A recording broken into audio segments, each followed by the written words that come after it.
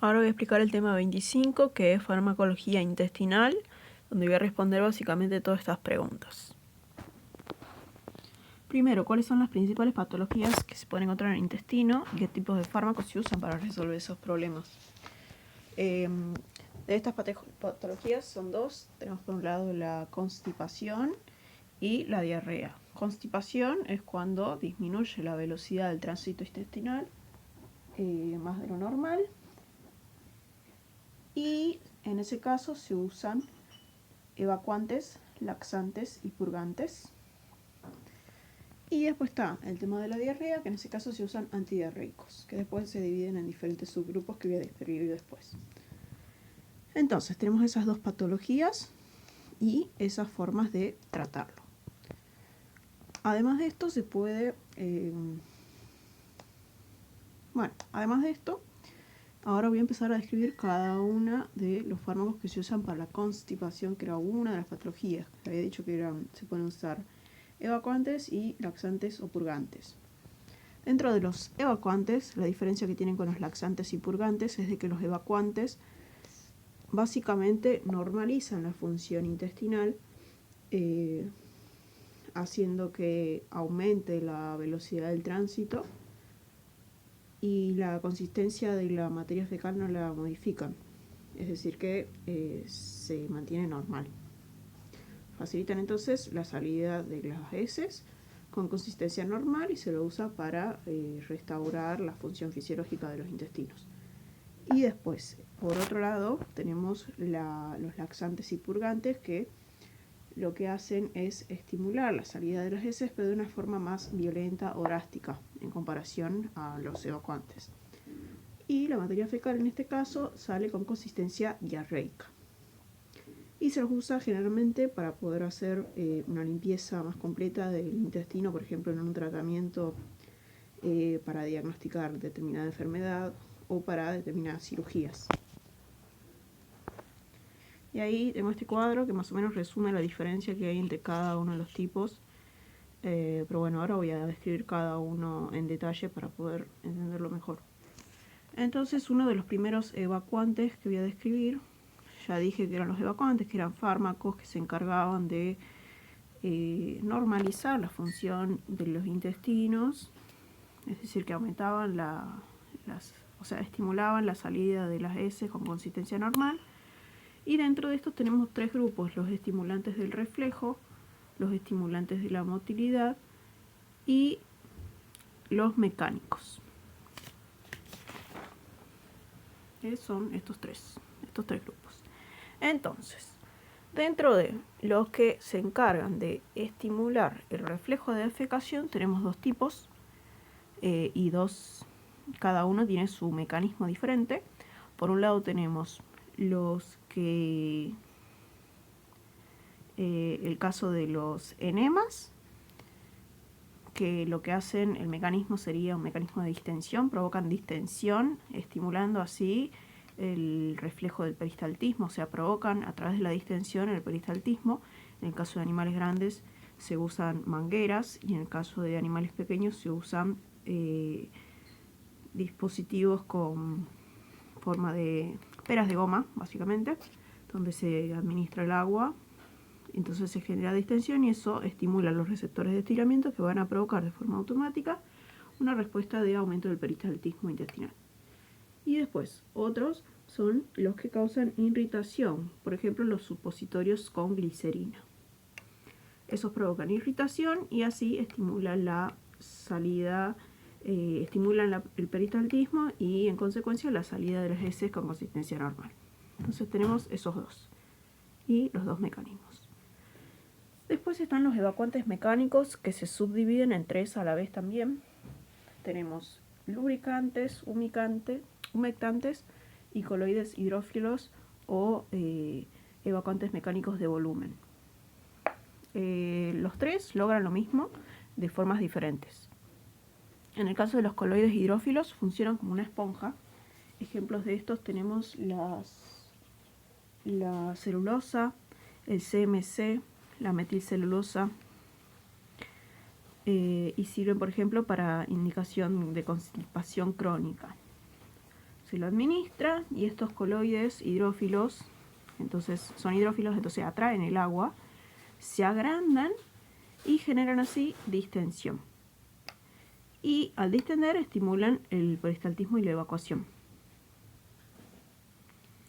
Y son la opción de evacuantes más natural o más fisiológica que hay.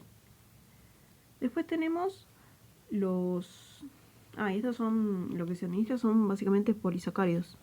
Por eso tenemos la pectina, la celulosa, que son naturales, y los semisintéticos, que es la metilcelulosa y el CMC. Después están los lubricantes, que se encargan de lubricar justamente la mucosa intestinal y también de ablandar las heces para que se logre también la salida de las heces.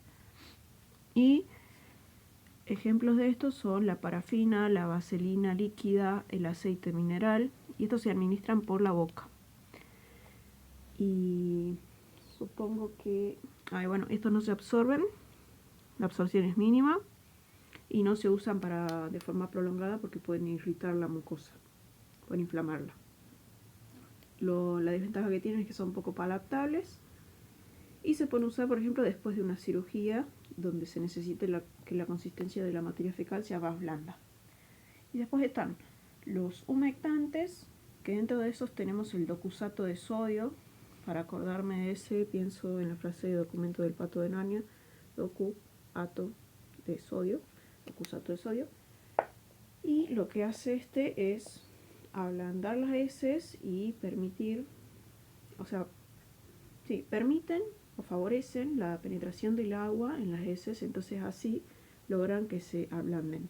Tienen un efecto, un mecanismo tensioactivo, ya que rompen la tensión superficial de esa materia fecal.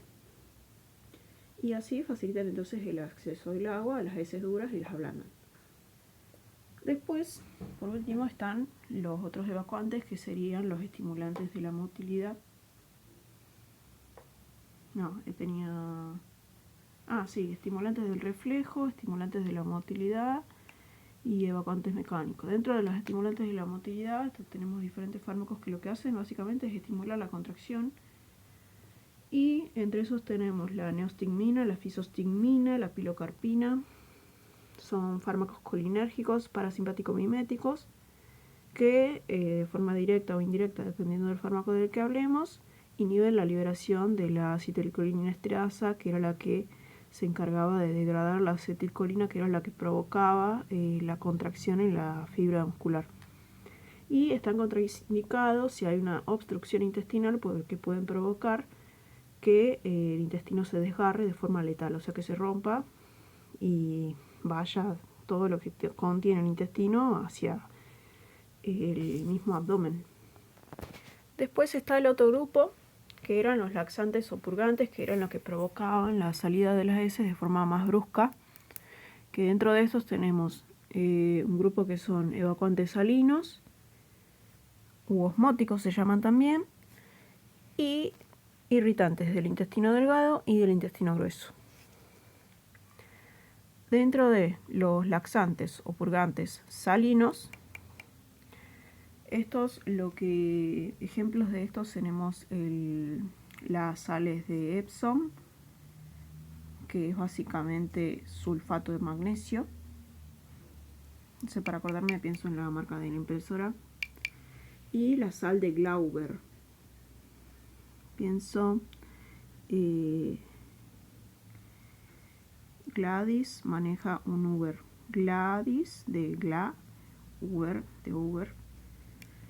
Y esta sería básicamente el sulfato de sodio. Entonces tenemos dos drogas claves como purgantes salinos u osmóticos, que son el sulfato de magnesio, que es la sal de Epsom, y el sulfato de sodio, que sería la sal de Glauber. El mecanismo de estos es ejercer un efecto osmótico. Atraen el agua por ósmosis de la sangre hacia la luz, y al aumentar el volumen del contenido intestinal, no es que funcionan como esponjas como los polisacáridos de los coloides hidrófilos que funcionan como evacuantes mecánicos. No es que funcionan como esponjas, sino que hacen que el mismo contenido aumente su tamaño y eso provoque una distensión que provoque el peristaltismo. Con respecto a esto, se usan si hay, por ejemplo, una intoxicación para tratar de que disminuya la absorción del compuesto tóxico. El principal inconveniente que tienen es que son amargos y se necesita una gran cantidad para lograr el efecto.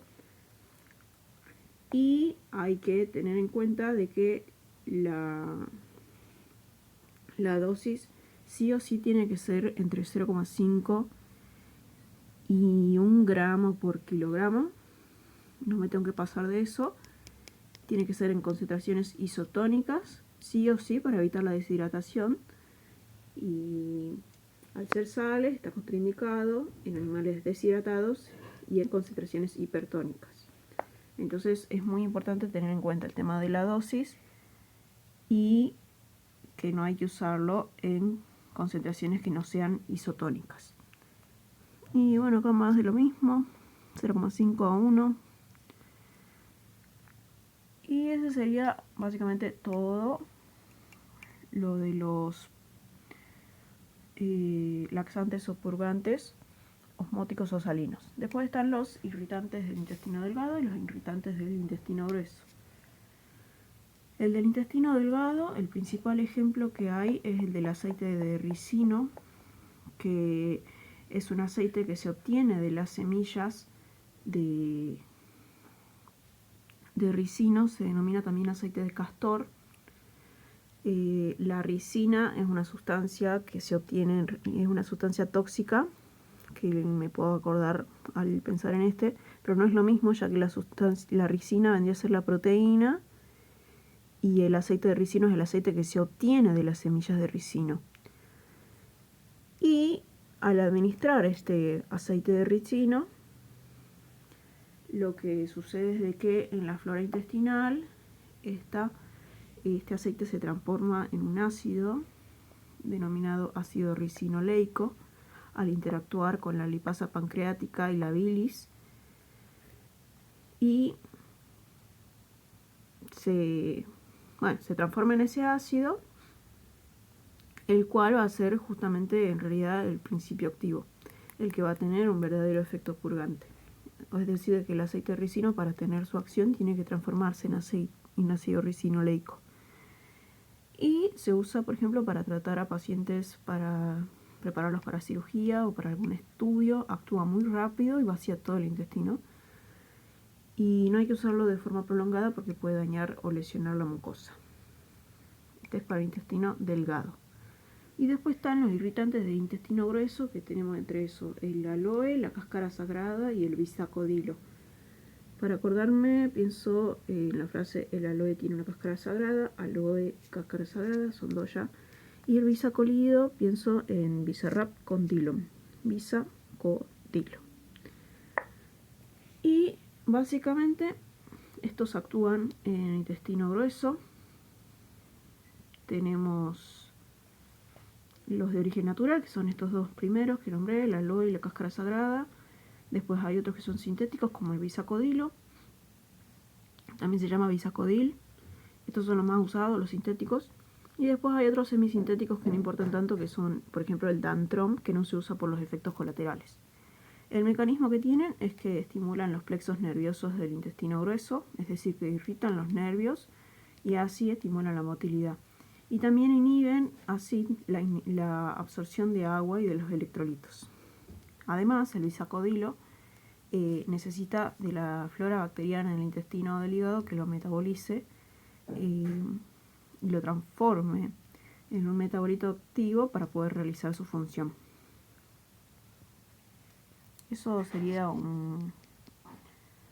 una similitud con el aceite de ricino, que necesitaba la acción de la lipasa pancreática y de la bilis para poder transformarse en ácido ricinoleico. Entonces los dos irritantes al final tienen que transformarse. El bisacodilo, que es el sintético, y el aceite de ricino en el caso de los irritantes del intestino delgado. Ya entrando en la última parte, ya describí entonces todos los que sirven para tratar la constipación, que es la disminución de la velocidad del tránsito intestinal. Ahora voy a describir los que sirven para tratar la diarrea, que es básicamente, si tuviera que definirla, la evacuación de heces con consistencia muy blanda, que sucede por un aumento del tránsito intestinal, que en consecuencia provoca una disminución de la absorción de los nutrientes y de la reabsorción de los líquidos, y eso impide una correcta, provoca que no se reabsorban la cantidad necesaria de líquidos que debería reabsorberse en un estado fisiológico. Entonces por eso la materia fecal sale con consistencia más blanda. Y dentro de los antidiarreicos tenemos 3 tipos. Están los protectores y protectores y adsorbentes. Antes de... Bueno, no, pero los tipos y después digo un par de cosas más. Están los protectores y adsorbentes, los depresores de la motilidad y los astringentes. El objetivo de la diarrea es inespecífico y asintomático, es decir, de que cuando se trata la diarrea, lo que se trata en realidad es el signo diarreico, no la causa. Por ese motivo, a veces, si la causa son parásitos, hay que también combinarlos con antiparasitarios, o si la causa es infecciosa, bacteriana, hay que combinarlos con antibióticos. Eso depende de la causa. Y hay veces de que no conviene detenerla o disminuirla. Entonces hay que analizar bien la estrategia, cuándo es que hay que hacerlo y cuándo no hay que usar antidiarreicos. Y generalmente se prefieren fármacos de acción local que no se absorban en el tubo digestivo. Y nada, eso es un mecanismo de defensa. Entonces hay que analizar bien cuándo hay que usarlo y cuándo no. Ahora, con respecto a los astringentes y adsorbentes, protectores y adsorbentes, estos tenemos diferentes tipos, como el carbón activado, la pectina, el kaolín. Después también está las sales de bismuto. Y creo que ya nombré todos, sí, carbón activado, kaolín, pectina, sales de bismuto. Y básicamente el mecanismo que tienen es de que son sustancias que no se absorben en el intestino y actúan formando, por un lado, los protectores forman una barrera física y los adsorbentes actúan como imanes atrapando las toxinas o bacterias, las atrapan para después eliminarlas a través de la materia fecal. Ya nombré cuáles son los fármacos y es importante tener en cuenta de que al usar las sales de bismuto o el carbón activado, que la materia fecal va a salir con un color oscuro. Entonces no hay que confundirlo con la melena, que sería la hemorragia del intestino, digamos, que es cuando sale con sangre.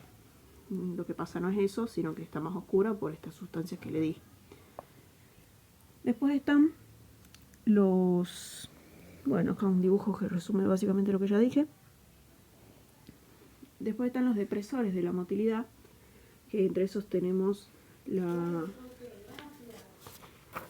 bloqueantes colinérgicos. Entre esos está la butilescopolamina y la atropina, y también están los opiáceos, que entre esos tenemos la loperamida. Acá hay otro más, la omatropina. Pero bueno, los que importan son la butilescopolamina, la benzitimida, la atropina y los opiáceos. Y estos están contraindicados en el caso de... Bueno, lo que hacen básicamente es disminuir la motilidad. Y están contraindicados en el caso de que haya gérmenes en el intestino, digamos, que puedan llegar a penetrar la mucosa. Entonces, si yo disminuyo el tránsito, es peor porque penetran la mucosa y pueden provocar una infección a nivel más sanguíneo. Entonces hay que tener cuidado con los bloqueantes colinérgicos y los opiáceos, porque están contraindicados en esos casos de que haya gérmenes que penetren. Por ejemplo, la salmonela o la shigella son ejemplos que pueden provocarlo. Y nada, eso. Después están los astringentes, que un ejemplo de este es el tanino, que es una sustancia que tienen, por ejemplo, los troncos de los árboles. Por eso cuando se los pone en agua, el agua se vuelve marrón. Es por los taninos que tienen. Aunque no todos, pero bueno, como para relacionarlo y recordar. Tanino son astringentes vegetales. Y también la tanalbumina. Y el mecanismo es que básicamente forman una capa protectora en la mucosa. Pero no se los usa mucho porque su acción es medio limitada o está discutida por la ciencia, y a dosis elevada además pueden provocar necrosis hepática.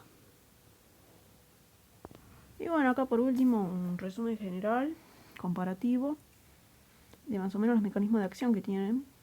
Estos eran evacuantes, también son evacuantes estos.